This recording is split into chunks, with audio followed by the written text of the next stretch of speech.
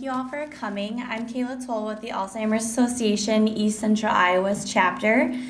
My office is in Iowa City. Currently, my location is within the Chamber of Commerce. We will potentially be moving here in a couple of months, so we'll probably make a big announcement for that.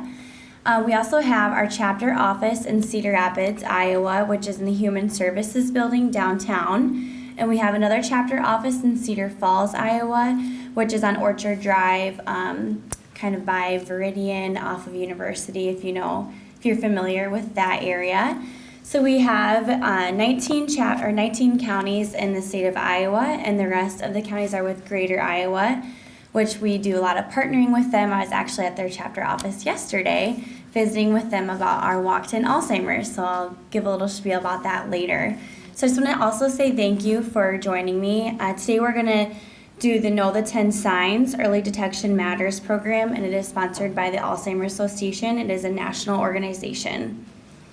The Early Detection Project is important because currently many people go undiagnosed for years, losing valuable time that could be spent planning for the future and managing symptoms. In 2008, the Alzheimer's Association received support to begin an early education campaign highlighting the importance of early detection.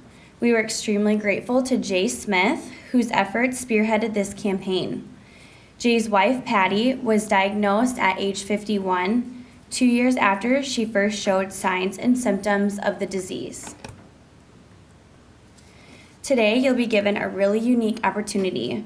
You're going to hear from people with the disease and also their family members talking about their lives with Alzheimer's. It's a chance to see real people telling you the truth about their own journeys, from the first sign of a problem through diagnosis and early adjustments.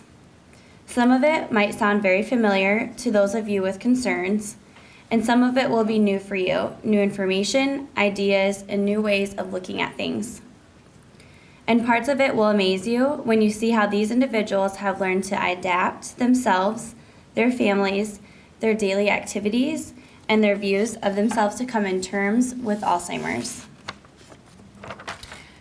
Our first video clip is showing Mary Ann, who is living with Alzheimer's disease, and she's going to talk a little bit about the stigma associated with the disease. With a disease that takes your self, that's pretty scary stuff. And I think that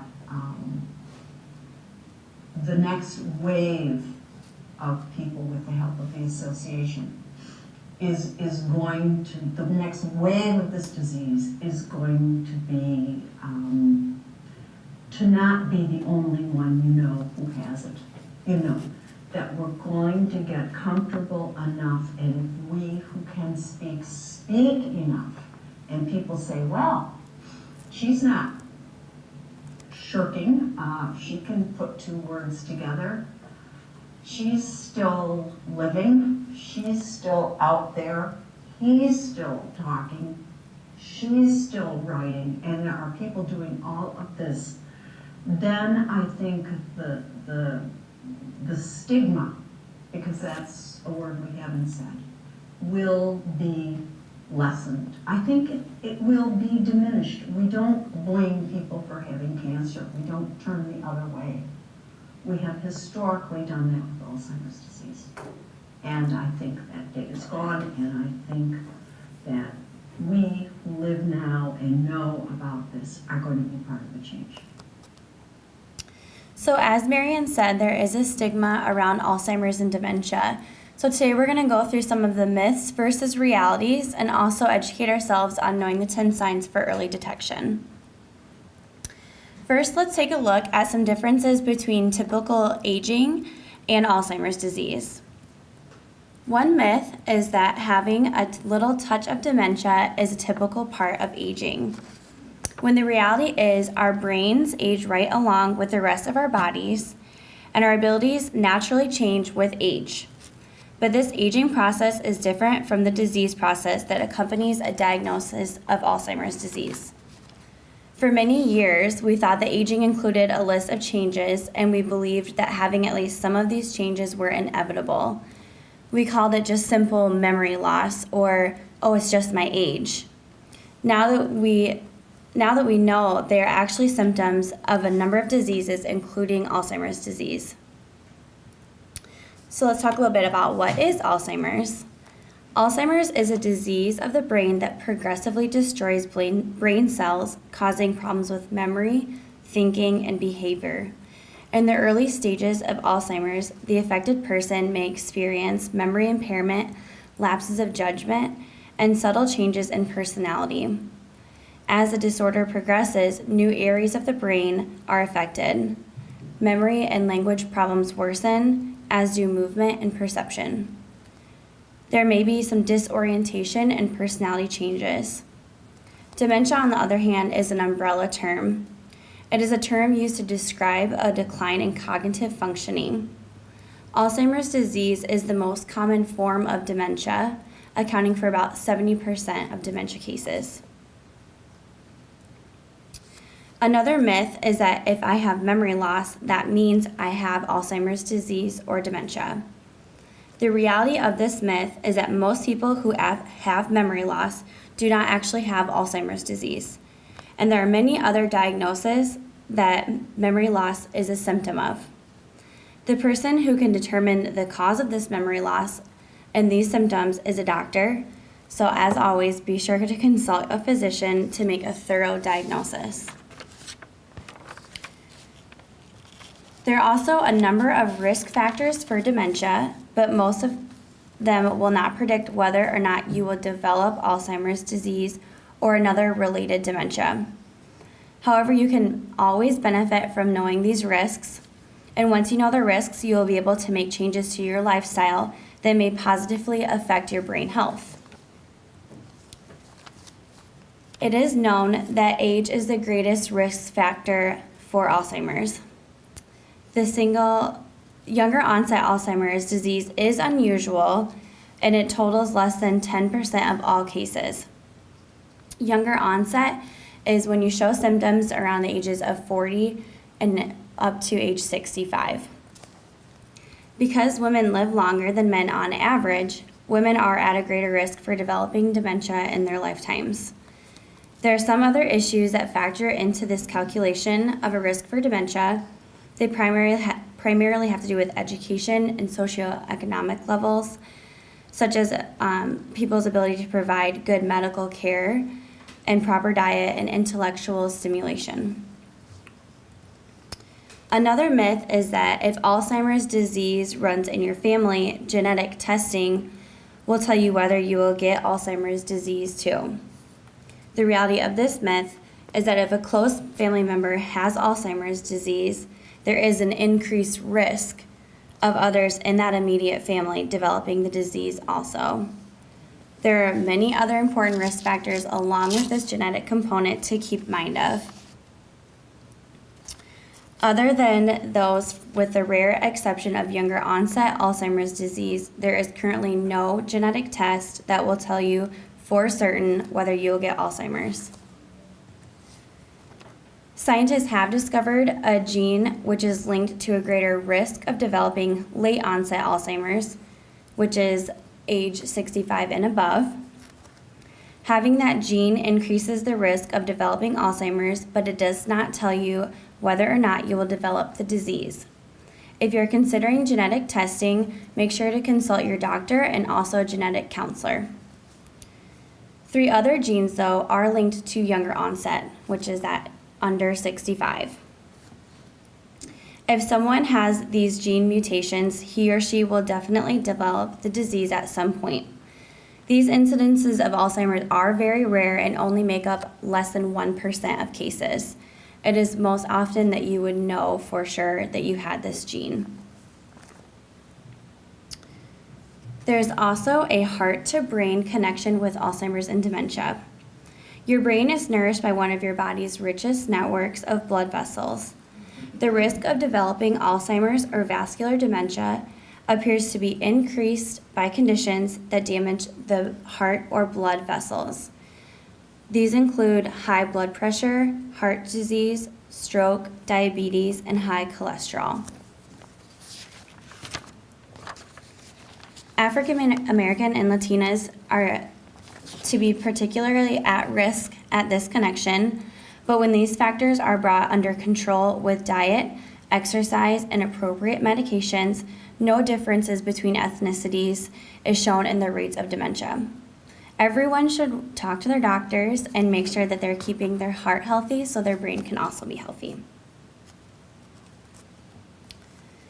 Early detection comes before an Alzheimer's diagnosis. It is personal acknowledgement of possible symptoms of Alzheimer's coupled with the willingness to talk. We heard from Mary Ann about her willingness to talk and break through that stigma. So next we're going to go through some of our 10 warning signs. Our first warning sign is memory changes that disrupt daily life. With typical aging, a person sometimes forgets names or appointments, but is able to remember them later. One of the most common signs of Alzheimer's, especially in the early stages, is forgetting recently learned information. Others include forgetting important dates or events, asking for the same information over and over again, relying on memory aids like reminder notes, sticky notes, or electronic devices, or relying on family members for things the person used to handle on their own. I will put a little plug in here. I personally am a huge fan of sticky notes. It's when you are using your sticky notes to remember to brush your teeth in the morning or at night, or putting a sticky note to remember when to set your alarm clock. When you're having to rely on those to do simple tasks, that could definitely be a sign of Alzheimer's. Next, we're going to hear from Sue, and she's going to talk about developing a coping strategy for this warning sign. Well, I have a strategy I'm supposed to use. I have a hard time remembering to do it. But I have an apron, and I have a tape recorder that I can stick in one pocket, and a pad and a pencil in the other. And if I would just really be good at using that, I'd be in better shape. But that's my strategy for trying to remember what I wanted to do or what people said to me and that kind of thing. A couple key things from Sue's discussion is using those strategies can be a part of the challenge, but one thing that I admire about her is that she tries to keep a sense of humor through it all. You can hear her giggling about it, and that just immediately boosts your emotions and helps those also around you. The second 10 sign is challenges in planning or solving problems. With typical aging, people may make occasional errors when balancing a checkbook, but with Alzheimer's, some people may experience changes in their abilities. They may have trouble following a familiar recipe or keeping track of monthly bills.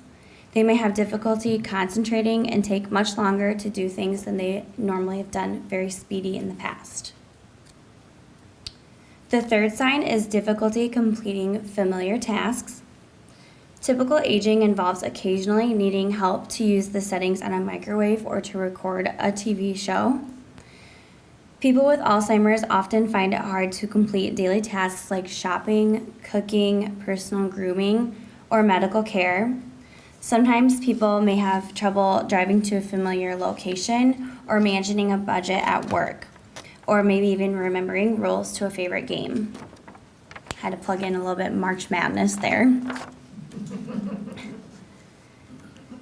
In our next film clip, Joyce, who lives with Alzheimer's disease and vascular dementia, talks about being surprised by having this particular warning sign.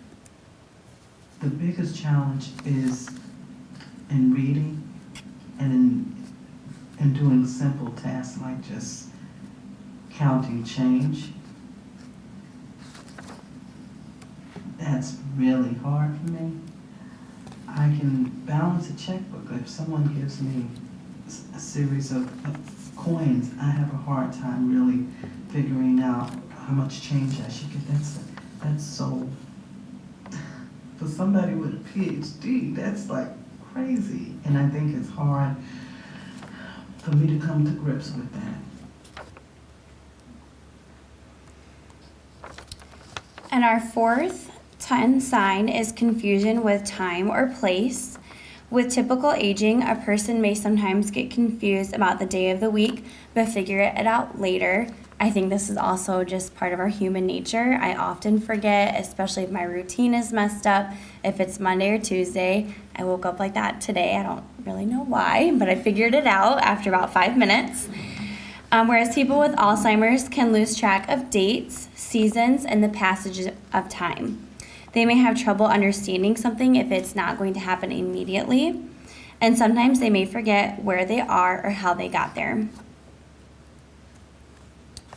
Our fifth sign is trouble understanding visual images and spatial relationships. Typical aging includes vision changes related to aging of the eyes, such as cataracts. But for some people, having vision problems is a sign of Alzheimer's. They may have difficulty reading, judging distance, and determining color and contrast. Perception and judging distances have very real implications for driving. The use of rearview mirrors, side mirrors while driving is very key to safety, but if someone with the disease is doing all of this at once and looking over their shoulder and all the stimulation, it could be way too much information. This may make them become upset or make mistakes, both of which can lead to accidents. And this is always a very difficult conversation to have. So I'll give some more information about a helpline through the Alzheimer's Association that can help you in having these conversations and going through the driving part of everything, because that is always a real worry for everyone, which is understandable. The number 6 sign is new problems with words in speaking or writing. Typical aging includes sometimes having trouble finding the right word. Once again, I think that's human nature. People with Alzheimer's may have trouble following or joining a conversation. They may stop in the middle of a conversation and have no idea how to continue or what they're going to say. They may struggle with vocabulary, have problems finding the right word, need to repeat themselves, and call things by their wrong name. One common one that we hear is calling a watch a hand clock, so breaking it down to more simple terms. And that's how they're able to process it. We're going to hear from Joyce again and talk about how she first noticed this particular warning sign. My sister, who lives in North Carolina, I live in New York, I sent her an email. And apparently she showed it to my brother-in-law. And she called me and said,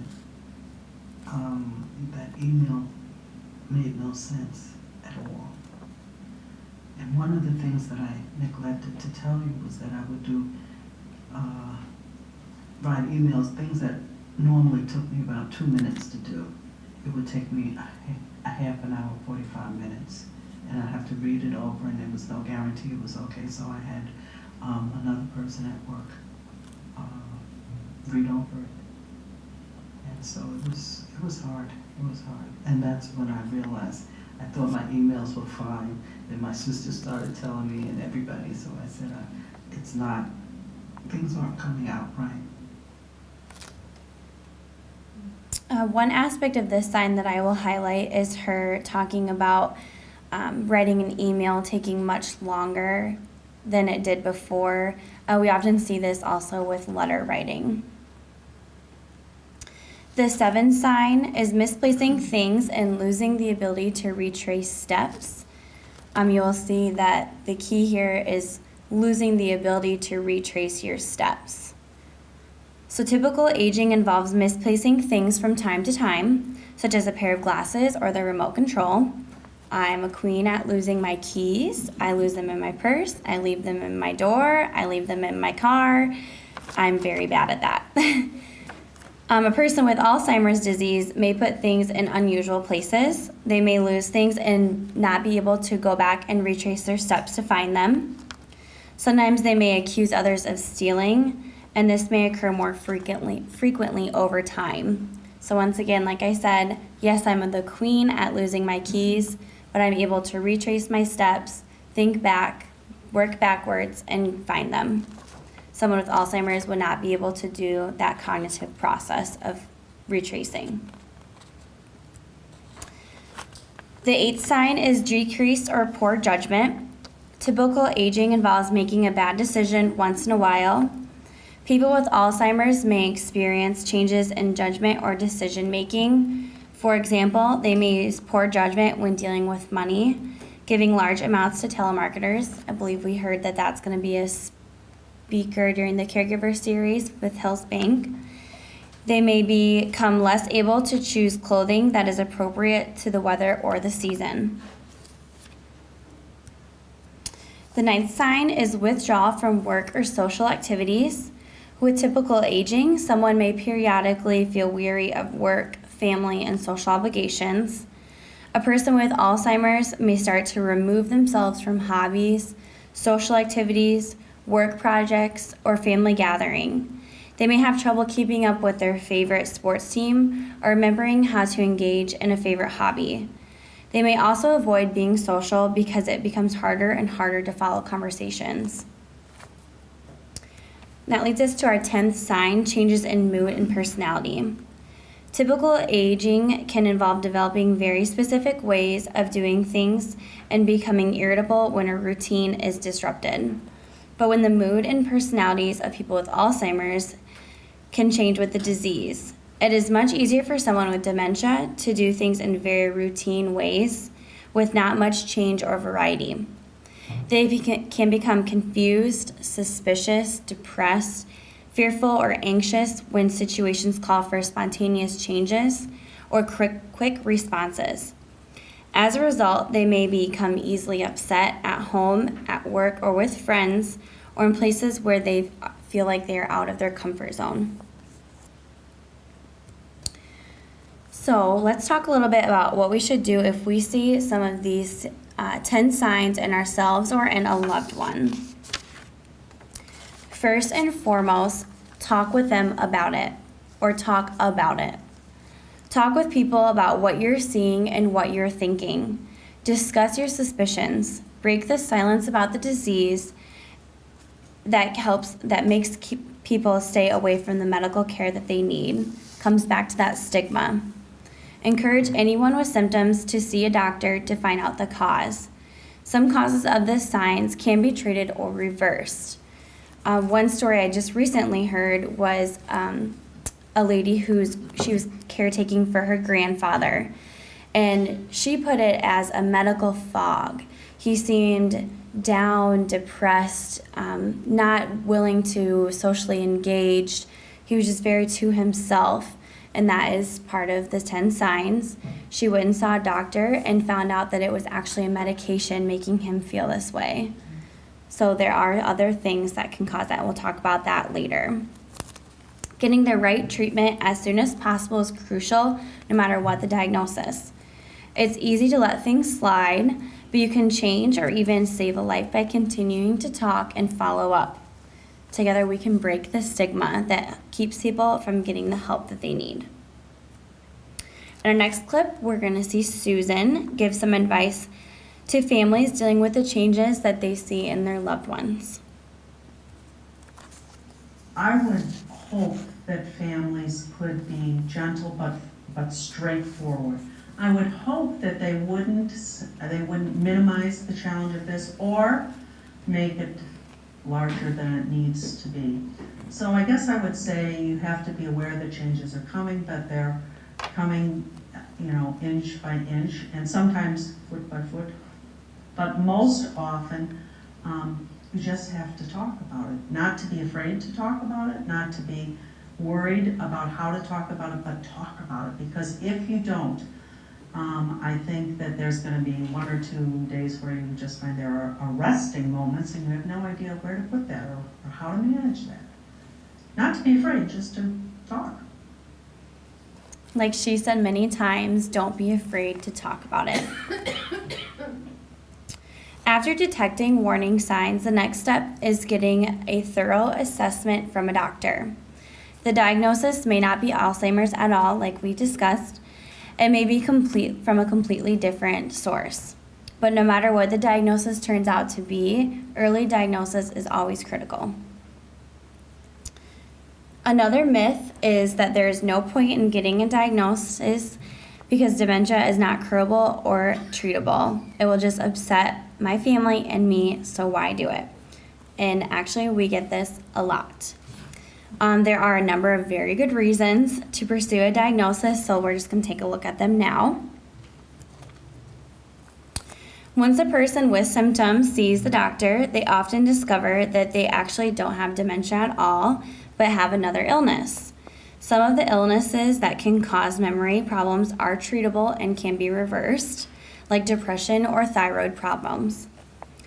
Other illnesses that can cause memory problems can be life-threatening if not detected and treated promptly. We talked about that heart-to-brain connection, and heart problems and high blood pressure that can be caused by mini strokes are things that can lead to dementia-like symptoms. These need to be diagnosed and treated right away to avoid even more serious damages. It's important not to ignore changes or to assume that it is Alzheimer's. Another myth is you don't need a complete set of diagnostic tests to know if you have Alzheimer's disease. You can just try a medication for memory loss. If it works, you know. The reality of that is that there are many types of dementia and they are dealt with differently. A number of tests will be needed to be done in order to get the most accurate diagnosis. If you get a diagnosis without having all of these tests done, ask your doctor to refer you to a specialist who can complete them. Only with a complete and thorough diagnosis can you know what you're dealing with and how to treat it. So we're going to hear from Gary talking about the time it takes to get a diagnosis. And he actually for 6 months called this my cognitive impairment. And I kept seeing him every 6 months, and he finally, maybe the second visit or the third visit, he said, I hate to tell you this, but you are early onset Alzheimer's. And I asked him why he didn't say that in the first meeting, and he said to me, a lot of doctors are too fast about assuming that's what it is without further testing, because you can have the symptoms and it can come from the drugs you're taking. And they can take you off those drugs and your mind will be fine. And there's other things that can happen to give you the symptoms of early set Alzheimer's, and it really isn't. It can be corrected. And he just wanted to be sure before he did anything. So like he said, doctors do need to take their time in order to make a correct assessment and rule out other diseases before saying it is Alzheimer's. Experts estimate a skilled physician can diagnose Alzheimer's with more than 90% accuracy, but there is no single test that proves a person has Alzheimer's. The medical workup is designed to evaluate overall health and identify any conditions that could affect how well the mind works. The doctor will interview the person being examined or family members to gather information about current and past illnesses and will ask about specific symptoms. They will do a physical examination and testing of blood and urine to help identify other disorders with similar symptoms. The doctor will also do a mental status testing, which gives a general idea of whether a person is aware of having symptoms or feels nothing at all, knows the date, time, and where he or she is, can remember a short list of words, follow instructions, and do simple calculations such as counting backwards from 100 by threes. Which sounds hard, actually. I did it the other day, actually, and I was like, this is harder than I thought it would be. In addition to assessing mental status, the doctor will evaluate a person's sense of well-being to detect depression or other mood disorders that can cause memory problems, loss of interest in life, and other symptoms that can overlap with dementia. Their neurological exam is an important part of the physical. Its goal is to assess the function of the brain and nervous system to identify symptoms of brain disorders other than Alzheimer's. During the neurological exams, the physician may test reflexes, coordination and balance, muscle tone and strength, eye movement, and speech.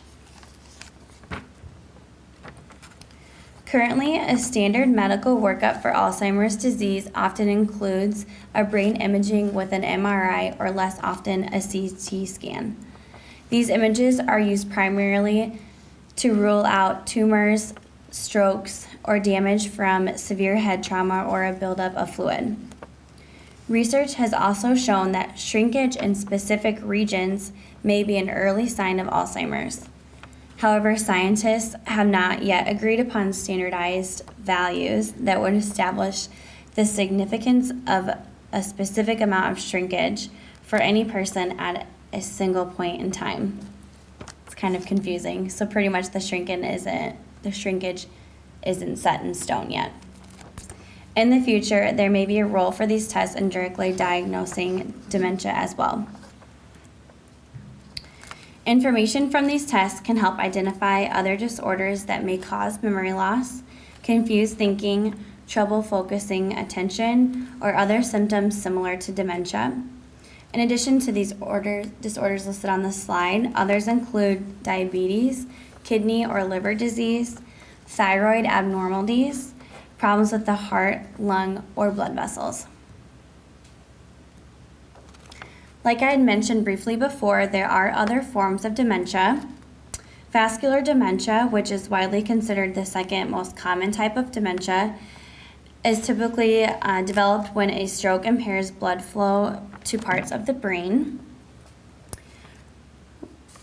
Frontotemporal dementia has symptoms that include behaviors that are usually associated with mood rather than memory, apathy, withdrawal, and lack of motivation. Mixed dementia is when Alzheimer's is also with vascular dementia, and that occurs at the same time. Lewy body dementia has symptoms which include visual hallucinations, stiffness, shuffling, shakiness, and sleep disorders, including acting out dreams while awake. Not everyone who seeks a diagnosis will be diagnosed with Alzheimer's disease or another dementia. But for those who are, there are things that can be done to improve functioning and care. With early diagnosis, you can get the maximum benefit from available treatments. You can explore treatments that may provide some relief or symptoms and help you maintain some independence. You may also increase your chances of participating in clinical drug trials that offer high standards of care and also advanced research. I have trial match cards in the back, and I can explain those more, but all it is signing yourself up to be in a database that will link you up to any clinical research studies that are going on that you meet the demographic and the criteria for. There's more information online if you follow the link on the card also. In our next film, Justine, who is 75 and has been living with Alzheimer's disease for a year, talks about the importance of early diagnosis. Early diagnosis is very important, because it's like with anything, if you start early, you'll have more success in the treatment of it. And with Alzheimer's, there is no cure, but it can be made livable. You know, the medication can help you live a more productive life with it. So like she said, it's better to get started with medications early to get the most help from them. There are medications designed to help relieve some symptoms, but not to stop the disease progression. Some medications may temporarily improve memory or slow down memory loss. Other drugs are available to help with mood and behavior changes. It is very important to talk with your doctor about what treatment is best for you or your loved one. With early diagnosis, you can have more time to plan for the future. A diagnosis of Alzheimer's allows you to take part in decisions about care, living arrangements, transportation, and safety, financial, and legal matters. These plans are made much more easily before they are needed. You can also participate in building the right care team and social support network with a timely diagnosis. One of the best things we can all do for our families and ourselves is to get legal, financial, and care plans in place sooner rather than later. Everyone needs to find ways to make their money last. Reducing financial stress that can come from paying for care requires advanced planning. Seek legal advice and services from an attorney who is knowledgeable about legal issues for seniors. Elder law attorneys are specialists in that area and can help with making plans. However, many of the forms and instructions needed to complete these plans are available online and in office supply stores. Some of the planning issues include identifying and completing legal documents, making plans for medical and treatment decisions, making plans for finances and property, and naming another person to make decisions on your behalf when you no longer can. Doing this allows you to participate in making decisions and ensures your family won't be forced to make them for you in a crisis situation. To find an attorney who specializes in elder care, you can visit National Academy of Elder Law Attorneys website, or you can contact the Alzheimer's Association, and I have legal and financial brochures in the back also. Now let's take a look at some resources that can help your whole family.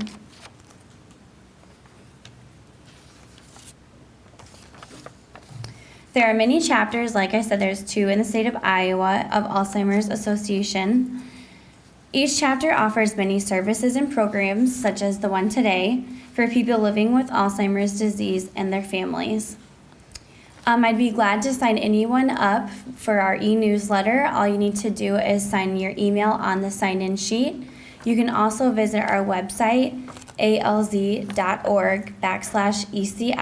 and then I also give you a 1-800 number at the end of the presentation. It's the one at the bottom if you can see it. It's on all of our printed material. It'll be on every brochure. Any material that you'll get from the Alzheimer's Association will include our 1-800 number. The goal for people who have been diagnosed is to live meaningful, active lives for as long as they can. That's the goal for all of us. There are many resources now available to help people who have been diagnosed with dementia live with purpose for as long as possible. You can add your skills, motivation, and voice to the cause with fundraising and advocacy efforts to help those with dementia and their families. We have plenty of fundraising and advocacy opportunities, such as the Walk to End Alzheimer's, which will be held at Lower City Park on September 20th of 2015. It is a Sunday. And for instance, we actually have a group in Des Moines right now that are talking with legislatures and trying to get some advocacy. They're doing a Day at the Hill today, which is really cool, which is also in our newsletter if you're interested. So we're just going to do a quick recap of everything. If you notice any of the 10 warning signs in yourself or someone else, talk about it. Check it out with your doctor. It may be typical aging, or it may be something that you need to pursue. It's always important to know what you're dealing with. Get a thorough set of tests from your doctor to find out why the symptoms are occurring and what needs to be done to address it. Be sure to follow up on all the recommendations that your doctor gives you and build the team you need to address the issues you are facing. If it is a form of dementia, the Alzheimer's Association can help you and your family, so call us. Here's Mimi, who lives with Alzheimer's disease, to sum things up for all of us.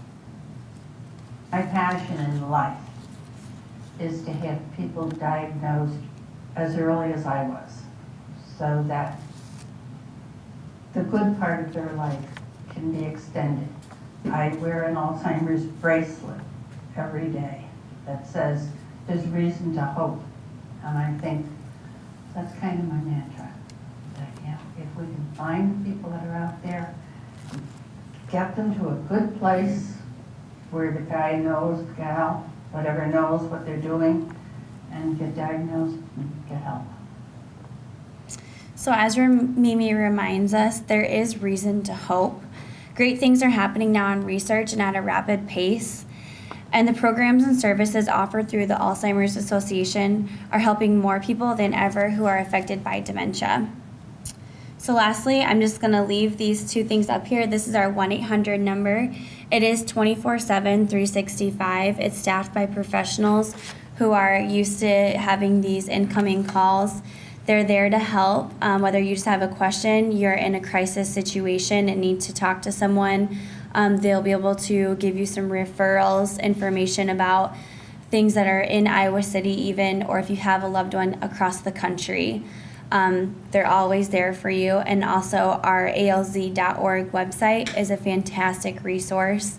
But I personally like to talk to people, so that 1-800 number is always going to be great. I think the last time I heard the wait minute was like under a minute. So there's always someone right there. So are there any questions? Yeah.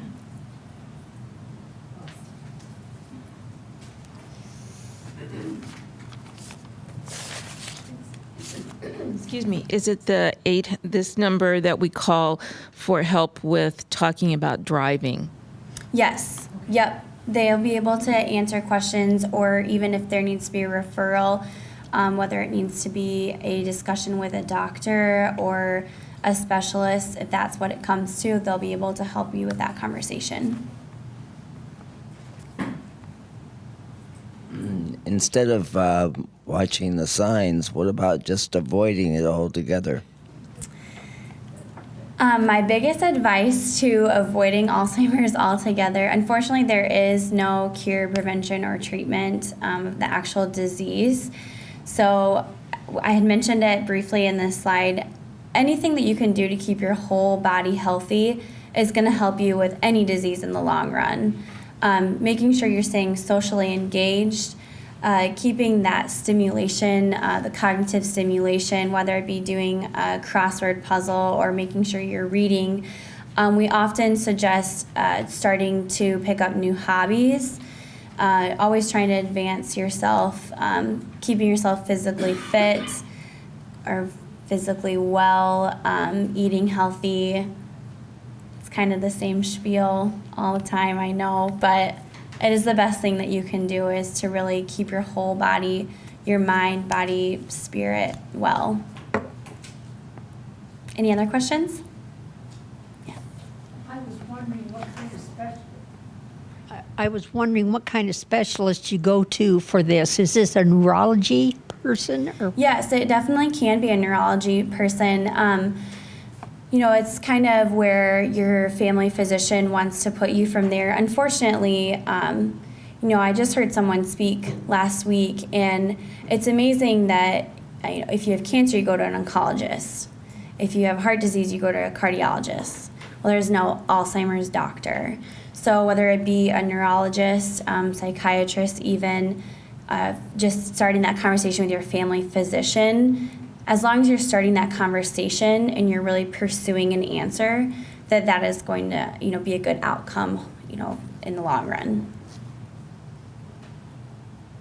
Just may I add a little bit to her for an answer? Because I made an appointment for cognitive evaluation 2 months at the University Hospital is when my appointment is.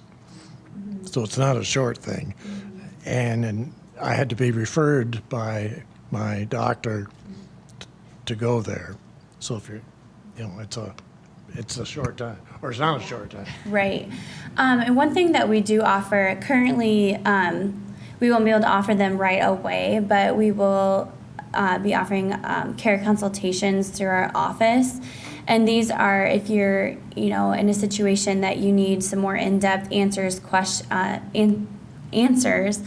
and you want to speak with we have a program specialist who talks with physicians on a daily basis and things like that. The care consultation is there to answer those specific questions about you or your loved one. So that would be made by calling the 1-800 number too. So if you have more specific questions about which doctor to go to in this situation, or even if you are looking into care facilities and you don't know where to start, care consultations are a great way to do that. We're hiring for the position, so it's not set yet, but here shortly in a couple months, then the care consultations will be more readily available again. Yes. How does dementia affect your reading? Wanted to say it again just in case. How does dementia affect your reading? I've never known that to be a sign. That was more, I mean, a lot of the signs are on individual basis. So there's the typical age-related vision problems, but it can be also a cognitive disruption of not being able to visually process what is, what you're reading. So just it depends on what area of the brain it's affecting. Any other questions? One more? In one of those interviews of the gentleman that was diagnosed after 3 visits, the doctor finally told him that that's what he thought. It was he was early stage of Alzheimer's. Is that normal? It can be, yeah. So there is mild cognitive impairment, which is a disease, and it can and cannot lead to Alzheimer's. So that's what he was talking about, how he kept getting diagnosed with mild cognitive impairment. And so that diagnosis is probably one of the reasons why they kept up with it so much, because it has a risk of leading to Alzheimer's disease. So yes, I mean, unfortunately, it is a very individual thing too. Not everyone's going to have the same story, and so that makes it very difficult on trying to find that cure and that treatment and that prevention, because it is so individualized. So yes, it can definitely be possible that it might take that long.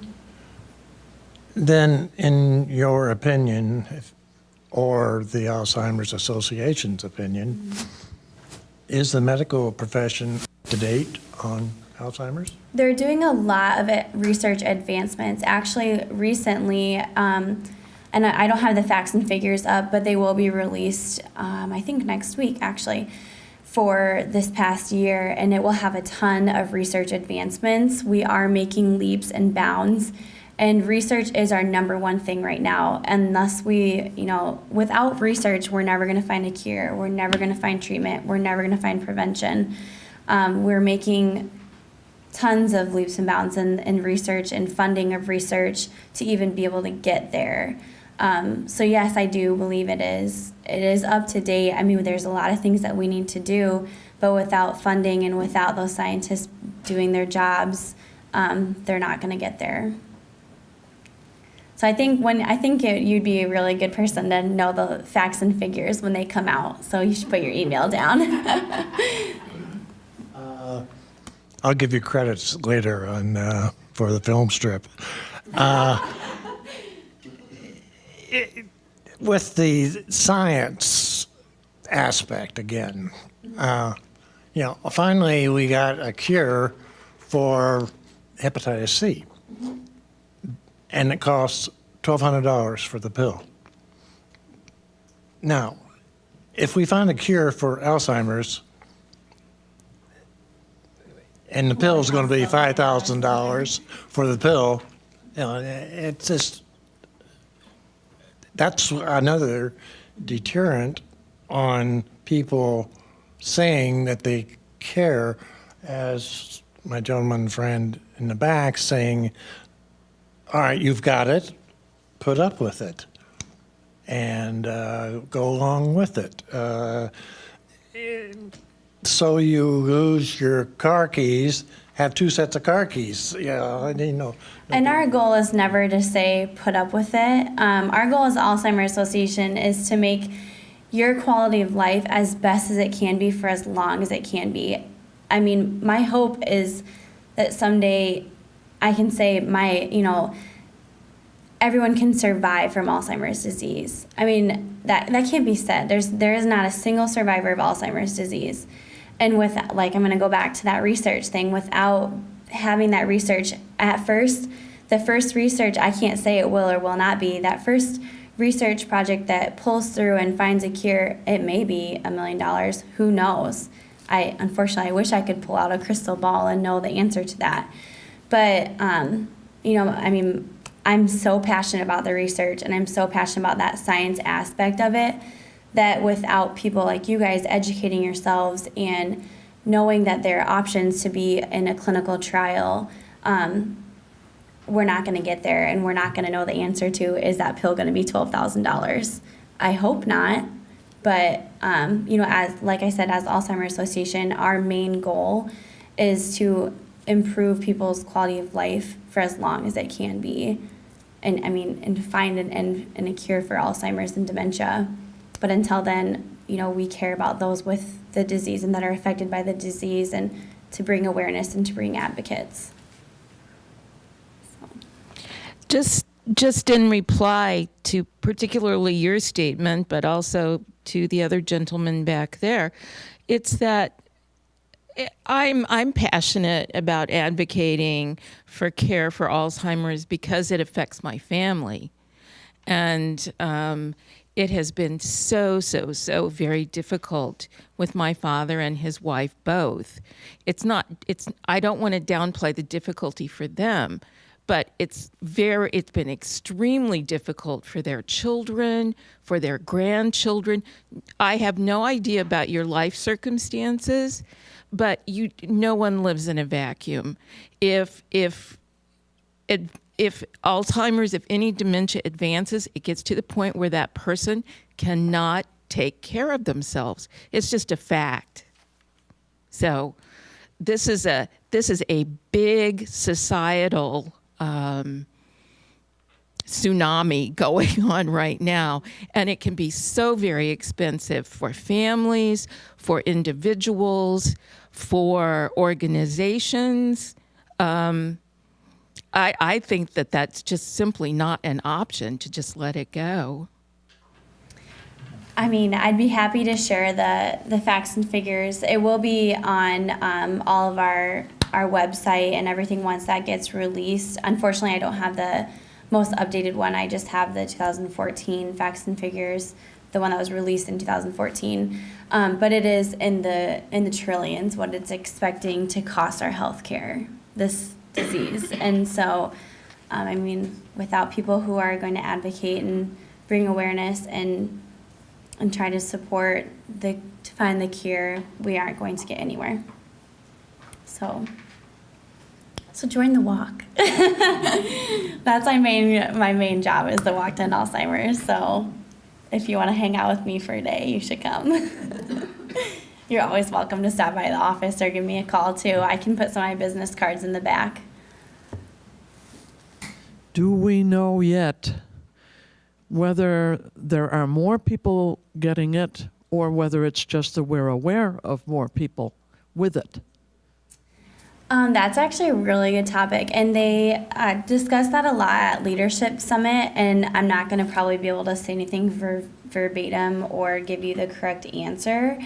I think it is a mix of both, with especially baby boomer generation and that generation aging. So, okay, I think I'll have time for just one more, but I'll stick around the back, so. I just wanted to make a comment. We had a member of our extended family who several years ago was showing signs of confusion and some of the early onset signs. And I know one of the common things is to want to get a diagnosis, find out what's happening here. But they stepped back and took some time before they went to their doctor and had some conversations with off the record conversations with professionals, and then took the step of getting long-term care insurance, which they had not had before they actually went to see their doctor and had anything on the record. And it's a real safety net for them now. I mean, they've staved off the worst side of Alzheimer's for quite a while through very aggressive activities and medications.